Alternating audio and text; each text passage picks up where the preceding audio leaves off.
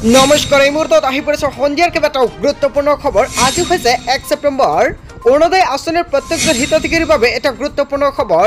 এইবাৰ 10 ছেপ্টেম্বৰতে লাখ লাখ মানুহে নাপাব অৰুণোদয় আঁচনিৰ টকা। কাৰ কাৰ নাম কৰ্তন কৰা হ'ব অসমৰ মুখ্যমন্ত্ৰী ডক্টৰ হিমন্ত বিশ্ব শৰ্মাই সম্পূৰ্ণকৈ ঘোষণা কৰিলে। লগতে আত্মহত্যা মহিলাৰ বাবে এটা ভাল খবৰ দিলে। লগতে আজিৰ দিনটোত অসমৰ মুখ্যমন্ত্ৰী ডক্টৰ হিমন্ত বিশ্ব শৰ্মাই 29টাকৈ বৃহৎ ঘোষণা কৰিছে। পিএম কিষাণৰ প্ৰতিজন হিতাধিকাৰীৰ বাবে এটা ভাল খবৰ।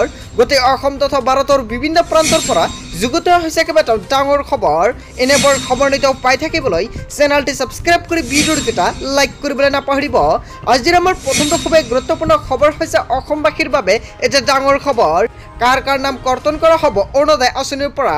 অসমৰ মুখ্যমন্ত্ৰী ডক্টৰ হিমন্ত বিশ্ব শৰ্মাই এইমাত্ৰ ঘোষণা কৰিলে। অৰুণোদয় আঁচনিক লৈ ৰাজ্য চৰকাৰে বৃহৎ সিদ্ধান্ত গ্ৰহণ কৰিছে। একাংশ লোক বঞ্চিত হ'ব অৰুণোদয় আঁচনিৰ পৰা। ঘৰত চাকৰি হোৱা গাড়ী লোৱা লোকে বঞ্চিত হ'ব অৰুণোদয় আঁচনিৰ সুবিধাৰ পৰা। ইফালে প্ৰতিটো সমষ্টিতে বৃদ্ধি পাব 10,000কৈ নতুন অৰুণোদয় হিতাধিকাৰী। 12,60,000 নতুন হিতাধিকাৰী অন্তৰ্ভুক্ত হ'ব অৰুণোদয় আঁচনিত। 15 ছেপ্টেম্বৰৰ পৰা আৰম্ভ হ'ব অৰুণোদয় 3.0 আৰু যাৰ জৰিয়তে নতুনকৈ আবেদন কৰিব পাৰিব অৰুণোদয় আঁচনি। অৰুণোদয় 2.0 হিতাধিকাৰীসকলেও নতুনকৈ কৰিব লাগিব আবেদন। যদি আপুনি নতুনকৈ অৰুণোদয় আঁচনি আগতে আবেদন কৰিছিলে তেনে ক্ষেত্ৰত আপোনাৰ আবেদন কৰিব লাগিব অৰুণোদয় 3.0 আঁচনিত। 2025ৰ 1 ফেব্ৰুৱাৰীৰ পৰা নতুন হিতাধিকাৰীয়ে পাব অৰুণোদয় আঁচনিৰ সুবিধা। যদি আপুনি এতিয়া আবেদন কৰে অৰুণোদয় 3.0 আঁচনি তেনে ক্ষেত্ৰত ফেব্ৰুৱাৰী মাহৰ পৰা আপুনি লাভ কৰিব অৰুণোদয় আঁচনিৰ টকাসমূহ। এইবাৰ ৰেচন কাৰ্ড থকা হিতাধিকাৰীয়ে লাভ কৰিব অৰুণোদয় আঁচনি। অৰুণোদয় আঁচনিক লৈ অসমৰ মুখ্যমন্ত্ৰী ডক্টৰ হিমন্ত বিশ্ব শৰ্মাই এখন ডাঙৰ সিদ্ধান্ত গ্ৰহণ কৰিছে। আপোনাৰ আধাৰ কাৰ্ড আৰু ৰেচন কাৰ্ড থাকিলে আপুনি লাভ কৰিব পাৰিব অৰুণোদয় আঁচনি। আৰু এই মাহৰ 15 তাৰিখৰ পৰা চৰকাৰে নতুনকৈ আৰম্ভ কৰিব অৰুণোদয় আঁচনি। আপুনি প্ৰপত্ৰটো ক'ৰ পৰা সংগ্ৰহ কৰিব, লগতে কেনেকৈ ফিল আপ কৰিব, যেতিয়া আৰম্ভ হ'ব তেতিয়া সম্পূৰ্ণকৈ জনাই দিম। আৰু তাৰ বাবে চেনেলটি সকলোৱে ছাবস্ক্ৰাইব কৰি ৰাখিব। তাৰপিছত অসমবাসী ৰাইজক জনাইছোঁ আমাৰ পৰৱৰ্তীটো খুবেই গুৰুত্বপূৰ্ণ খবৰ। লগতে ডাঙৰ খবৰ, মুখ্যমন্ত্ৰীৰ 29টাকৈ ডাঙৰ ঘোষণা। কি এই 29টা ঘোষণা কৰিছে সম্পূৰ্ণকৈ জানি লওক। ৰাজ্যবাসীলৈ মুখ্যমন্ত্ৰী ডক্টৰ হিমন্ত বিশ্ব শৰ্মাৰ 29টাকৈ বৃহৎ ঘোষণা। নিশা ফেচবুক লাইভ যোগে অসমৰ মুখ্যমন্ত্ৰী ডক্টৰ হিমন্ত বিশ্ব শৰ্মাই ৰাজ্যবাসীক কেইবাটাও ডাঙৰ মন্তব্য কৰিছে। লগতে বিধানসভাত গৃহীত হোৱা বিধেয়ক সন্দৰ্ভত মন্তব্য কৰিছে অসমৰ মুখ্যমন্ত্ৰী ডক্টৰ হিমন্ত বিশ্ব শৰ্মাই। 17 নামঘৰৰ আশে পাশে 75 বছৰ পুৰণি পৰিয়ালে মাটি কিনা বেচা কৰিব পাৰিব। লগতে 5 কিলোমিটাৰ ব্যাসাৰ্ধত নতুন মানুহ সোমাব নোৱাৰিব। ভূমি আইনখনৰ অধীনত সুৰক্ষা কৱচ লাগিলে চৰকাৰক কৰিব পাৰিব আবেদন। অসমৰ মুখ্যমন্ত্ৰী ডক্টৰ হিমন্ত বিশ্ব শৰ্মাই লাইভ যোগে কেইবাটাও গুৰুত্বপূৰ্ণ মন্তব্য কৰিছে। মুছলমান বিবাহ আইন সন্দৰ্ভত মন্তব্য কৰিছে মুখ্যমন্ত্ৰীগৰাকীয়ে। কাজীৰ পৰিৱৰ্তে উপপঞ্জীয়কে সম্পন্ন কৰিব মুছলমান বিবাহ আৰু বিচ্ছেদ।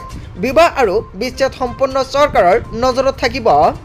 লগতে বৰাক উপত্যকাত মণিপুৰী ভাষা সহযোগী ভাষা হিচাপে স্বীকৃতি। সদ্য সমাপ্ত বিধানসভাৰ অধিৱেশন সন্দৰ্ভত কেইবাটাও গুৰুত্বপূৰ্ণ মন্তব্য। ৰাজ্যবাসীলৈ মুখ্যমন্ত্ৰী হিমন্ত বিশ্ব শৰ্মাই আৰু বহুকেইটা মন্তব্য কৰিছে। আৰু ইয়াৰ বিষয়ত আপোনালোকক আন এটা ভিডিঅ'ত সম্পূৰ্ণকৈ জনাই দিম। তাৰপিছত অসমবাসী ৰাইজক জনাইছোঁ আমাৰ পৰৱৰ্তীটো খুবেই গুৰুত্বপূৰ্ণ খবৰ। লগতে ডাঙৰ খবৰ, মিয়া গান সন্দৰ্ভত মুখ্যমন্ত্ৰী হিমন্ত বিশ্ব শৰ্মাই এটা ডাঙৰ মন্তব্য কৰিছে। মিয়া গানক লৈ কিন্তু ৰাজ্যজুৰি এটা ডাঙৰ প্ৰতিক্ৰিয়া হৈছে। আৰু লগতে মিয়া গান যোনজন ব্যক্তিয়ে গাইছিল সেইজন ব্যক্তিক গ্ৰেপ্তাৰ কৰা হৈছে। মিয়া গান সন্দৰ্ভত অৱশেষত অসমৰ মুখ্যমন্ত্ৰী ডক্টৰ হিমন্ত বিশ্ব শৰ্মাই এখন ডাঙৰ মন্তব্য কৰিলে। আমাৰ সভ্যতা সংস্কৃতিক বিকৃত উপস্থাপন অসমীয়াই মানি নলয়। আমাৰ বিহুটোক মিয়া বিহু কৰা কাৰ্য অসমীয়াই মানি নলয়। আৰু এইখন সমাজত জীৱন যাবলৈ সমাজৰ মৌলিক চৰিত্ৰক মানি চলিবই লাগিব। আৰু আমি যিমান দিনলৈ জীয়াই থাকোঁ স্বাভিমানেৰে জীয়াই থাকিম বুলি মন্তব্য কৰিছে অসমৰ মুখ্যমন্ত্ৰীগৰাকীয়ে। ডক্টৰ ভূপেন হাজৰিকাৰ কথাৰে মুখ্যমন্ত্ৰীয়ে ৰাজ্যবাসীলৈ দিলে ইতিবাচক বাৰ্তা। মিয়া গান সন্দৰ্ভত ৰাজ্যৰ মুখ্যমন্ত্ৰী ডক্টৰ হিমন্ত বিশ্ব শৰ্মাই এখন ডাঙৰ মন্তব্য কৰিছে। হয় বন্ধু বান্ধৱীসকল, এটা ডাঙৰ খবৰ, এটা গুৰুত্বপূৰ্ণ খবৰ প্ৰকাশ। তাৰপিছত অসমবাসী ৰাইজক জনাইছোঁ আমাৰ পৰৱৰ্তীটো খুবেই গুৰুত্বপূৰ্ণ খবৰ। লগতে ডাঙৰ খবৰ, সাজু হৈ পৰিছে প্ৰশাসন। এতিয়া চৰকাৰে বুলডোজাৰ আৰম্ভ কৰিব। এইবাৰ বেদখলকাৰীক ৰেহাই নাই। অসমৰ মুখ্যমন্ত্ৰী ডক্টৰ হিমন্ত বিশ্ব শৰ্মাৰ হুংকাৰ। দেখিলেন যে বিতৰ্কৰ মাজতে উচ্ছেদৰ জাননী জাৰি। চৰকাৰ প্ৰশাসনে সাজু কৰি ৰাখিছে বুলডোজাৰ। মাইকযোগে প্ৰশাসনে জাৰি কৰিলে উচ্ছেদৰ ঘোষণা। চৰকাৰী মাটি দখল কৰা লোকক ৰেহাই নিদিব প্ৰশাসনে।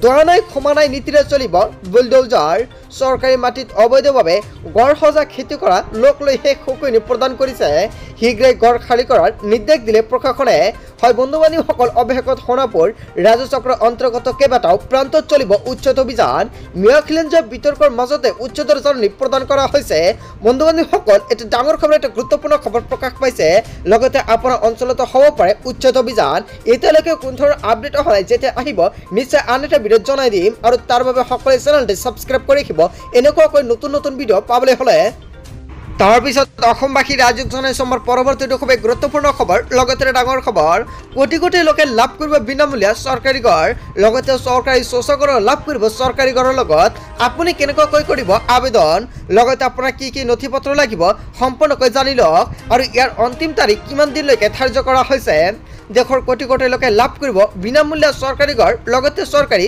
শৌচালয় দেশত নতুনকৈ নিৰ্মাণ কৰা হ'ব 3 কোটি PMAY চৰকাৰী গড় PMAY ঘৰৰ লগতে লাভ কৰিব চৰকাৰী শৌচালয় ইতিমধ্যে দেশত সম্পন্ন হৈছে 4 কোটি 21 লাখ PMAY চৰকাৰী গড় প্ৰথমখন কেবিনেটতে PMAY গড়ক লৈ লোৱা হৈছে ডাঙৰ সিদ্ধান্ত গাঁও আৰু চহৰৰ দুখীয়া লোকক সামৰি ল'ব এই আঁচনিয়ে তালিকাত নাম অহাৰ পিছতে একাউণ্টত সোমাব 32,500 টকাকৈ প্ৰথম কিস্তিৰ টকা গড় নিৰ্মাণ কৰিবলৈ একাউণ্টত টকা প্ৰেৰণ কৰিব চৰকাৰে দেশৰ কোটি কোটি লোকে লাভ কৰিব বিনামূলীয়া ঘৰ লগতে এবাৰ চৰকাৰী ঘৰৰ লগতে শৌচালয় LPG গেছ কানেকশ্যন বিদ্যুৎ সেৱা বহুকেইটা সুবিধা লাভ কৰিব পাৰিব যিসকল ব্যক্তিয়ে চৰকাৰী ঘৰ পোৱা নাই সেইসকল ব্যক্তিৰ বাবে এটা ভাল খবৰ লগতে যিসকল ব্যক্তিৰ আগতে চৰকাৰী ঘৰৰ লিষ্টত নামটো অন্তৰ্ভুক্ত হৈছিল কিন্তু চৰকাৰী ঘৰ পোৱা নাই তথাপিও আপুনি লাভ কৰিব চৰকাৰী ঘৰ 2029 আগতে সকলোৱে লাভ কৰিব চৰকাৰী ঘৰ যিসকল ব্যক্তিয়ে চৰকাৰী ঘৰ পোৱা নাই অতি শীঘ্ৰে আবেদন কৰি লৈ লওক কিয়নো আপুনি 2029 আগতে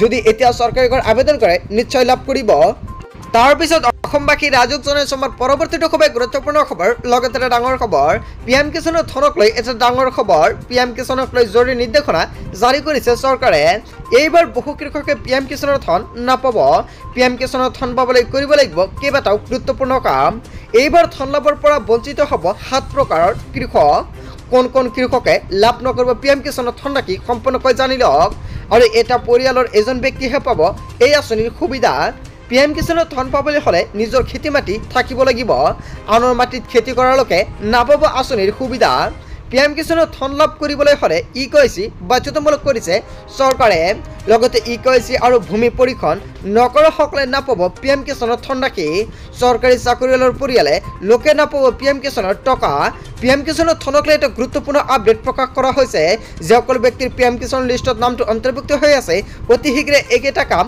লগতে এইকেইটা নিয়ম মানিব লাগিব নহ'লে আপুনি 18 নম্বৰ কিস্তিৰ টকা নাপাব PM কিষাণৰ প্ৰতিজন হিতাধিকাৰীৰ বাবে এটা গুৰুত্বপূৰ্ণ খবৰ প্ৰকাশ পাইছে সো বন্ধু বান্ধৱীসকল গোটেই অসম তথা ভাৰতৰ বিভিন্ন প্ৰান্তৰ পৰা যুগুত হৈছে কেইবাটাও ডাঙৰ খবৰ এনেবোৰ খবৰ নিতৌ পাই থাকিবলৈ চেনেলটি ছাবস্ক্ৰাইব কৰি ভিডিঅ'টো এটা লাইক কৰিবলৈ নাপাহৰিব সো থ্যাংক ইউ ফৰ ৱাচিং ফুল ভিডিঅ'